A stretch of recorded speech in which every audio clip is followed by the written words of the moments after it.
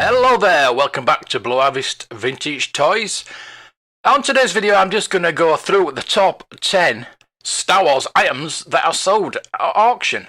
Now, as you may or may not know, I write articles, I've had a couple published, and I've helped out with other articles too. But I was asked to come up with the top 10 Star Wars items from a media outlet, and the article that they did put together from my work was sent out to over 130 different media outlets. Let's get into the top 10. So number 10 we have posters. I do actually have 3 in this category. So number 1 is a rare Star Wars concept poster for The Empire Strikes Back. Sold for $26,400. Make it the most expensive movie poster from the franchise ever sold at an auction. According to Heritage Auctions, the poster was expected to sell between $5,000 and $10,000.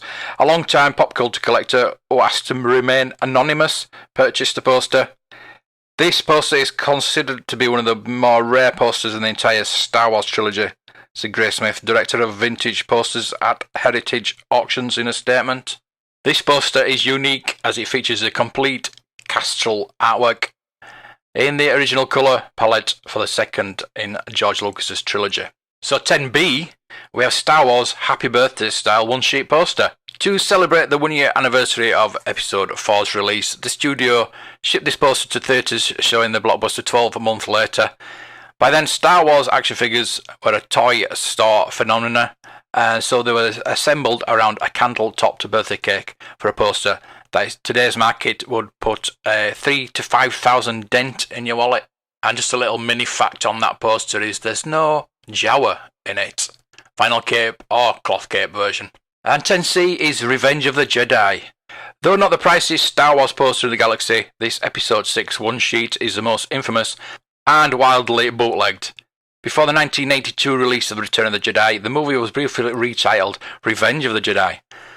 The studio printed nearly 9,000 posters with that title and began shipping them to theatres.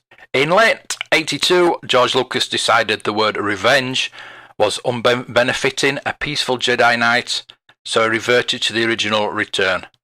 The previously shipped posters were recalled, while the 6,800 copies still on hand were sold via mail order to Star Wars fan club members for $9.50 each.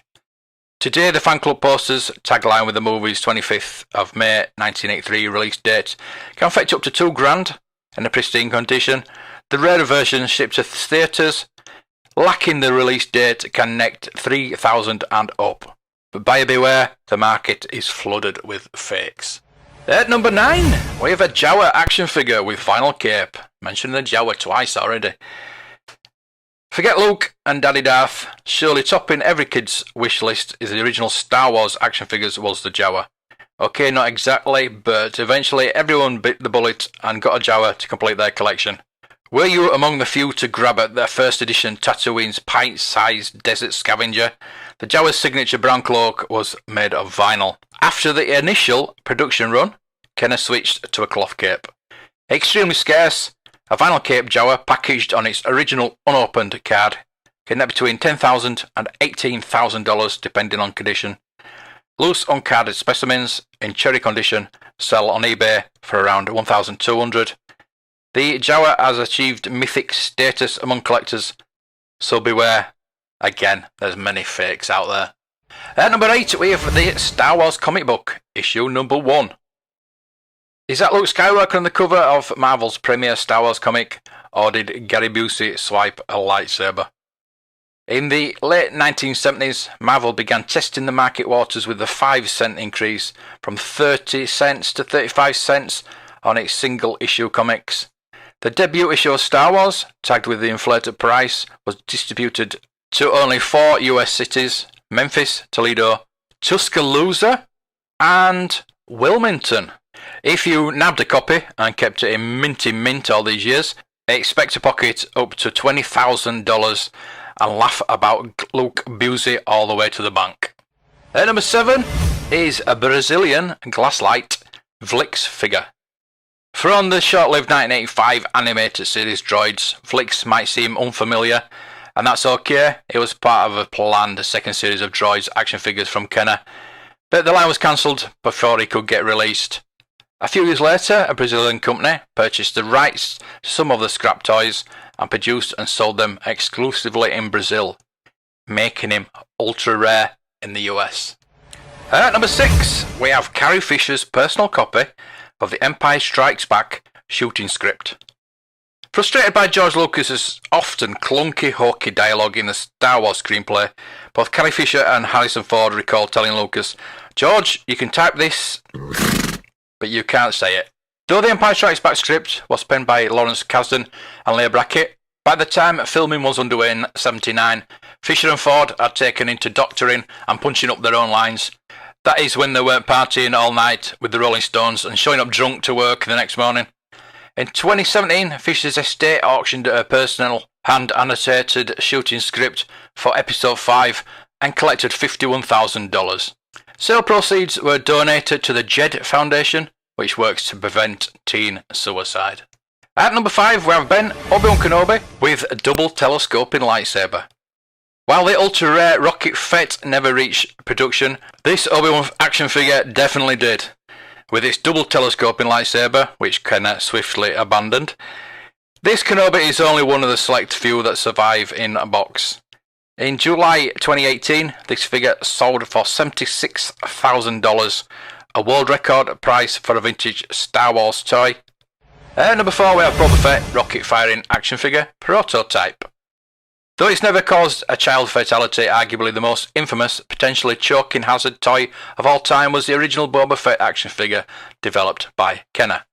Nicknamed Rocket Fett, the figure wore a backpack with a mechanism that fired a small plastic missile, the perfect size for getting lodged in Junior's larynx.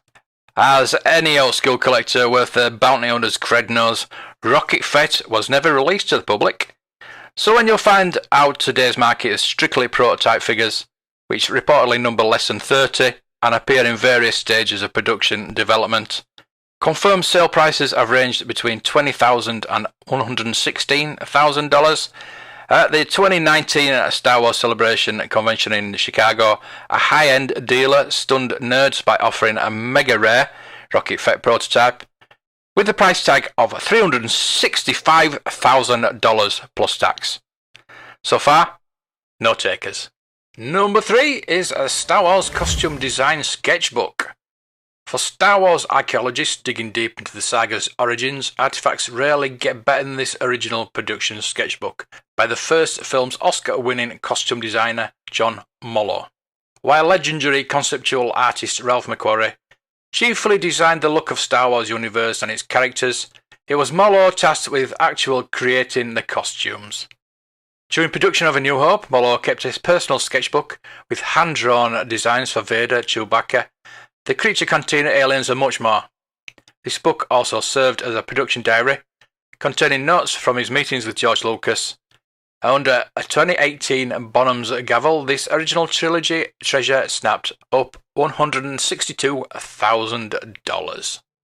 Number 2 is screen use props. Now again, this category has been split up into a few different items. So 2A, we have a Star Wars TIE Fighter model. This TIE Fighter model was used in the battle sequence at the end of Episode 4, A New Hope, which means it's worth, taps calculator, £250,000. If you'd rather spend that kind of money on a house than a plastic model of a fictitious spaceship, you can always build a real TIE Fighter. German fans managed to construct a life-size ship for less than 20 grand. And suddenly that sounds like good value. Note that in 2015, one of the models used in the opening sequence of A New Hope, a Rebel blockade runner, sold at auction for around about $400,000. 2B, we have a Stormtrooper helmet. This rare helmet, worn in The Empire Strikes Back, fetches nearly $250,000. In October 2015, a normal Stormtrooper helmet used in the same film went for $120,000. 2C is Luke Skywalker's original lightsaber. Now then, the original lightsaber, in a world where a tiny plastic figure costs the same as a new car, you will be surprised to learn that Luke's trusty weapon is worth a small fortune. When it was auctioned from the private collection of Star Wars producer Gary Kurtz in 2005, it fetched over £100,000. Other lots included Darth Vader's lightsaber, £67,000, a Chewbacca face mask, £28,000, and Skywalker's X-Wing flight suit, £40,000. 2D, we have Han Solo's leather jacket from The Force Awakens.